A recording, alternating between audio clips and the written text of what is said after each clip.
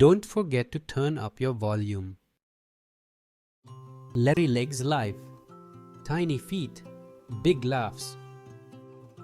At the end of Maple Street lived Annabelle, a young adult with a heart full of bravery, except when it came to one thing: lizards.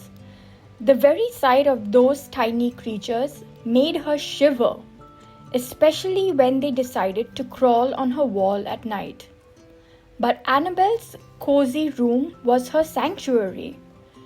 She wasn't about to let a lizard ruin it. One summer evening, Annabelle was snuggled up in her bed, ready to drift off into dreamland. She had just finished her nightly ritual of journaling about her day when she noticed a little shadow moving on the wall. Her eyes widened as she spotted the source. A lizard? But this lizard was different. It wasn't scurrying away in fear. Instead, it seemed curious, almost friendly. It stopped on the wall and looked directly at Annabelle as if it was trying to say something. "Hey there! The lizard squeaked in a surprisingly tiny voice. I'm Larry. I just wanted to be friends. Your room looks so cozy, and I thought we could hang out." Annabelle blinked in disbelief. Was she dreaming?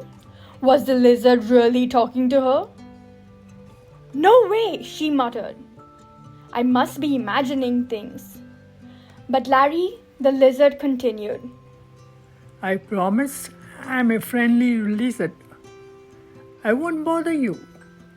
I just like your room. It smells nice."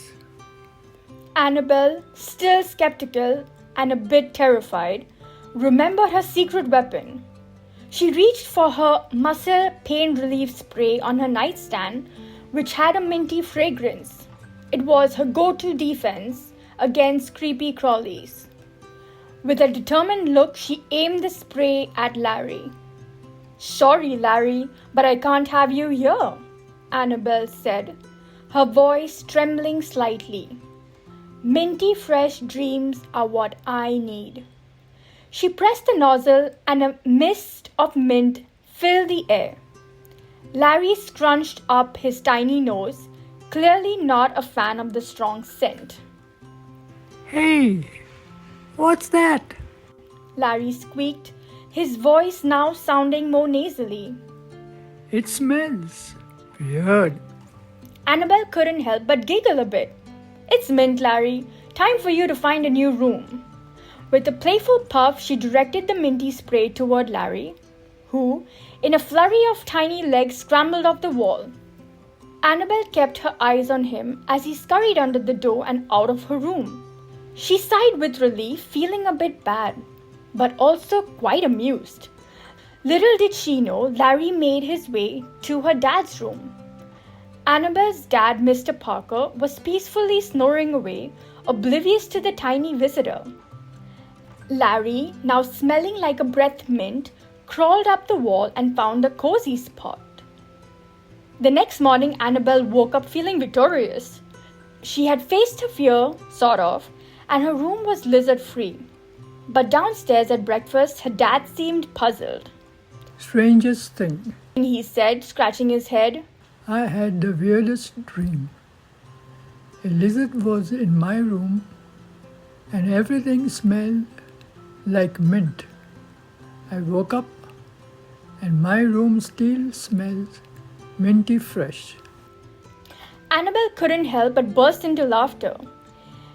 "Maybe you just need to lay off the bedtime snacks, Dad." Mr. Parker giggled and, knowing exactly what happened, said, "Annabelle, look at your size and the little lizard's size. Nothing to be afraid of. Learn to face your irrational fears."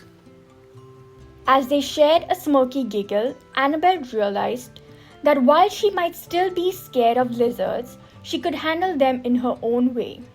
And who knows, maybe Larry could find a new friend in her dad. After all, A lizard smelling like mint was better than any regular lizard. And from that night on, Annabelle slept soundly, knowing that sometimes a little mint spray was all it took to keep her fears at bay and make some funny memories along the way.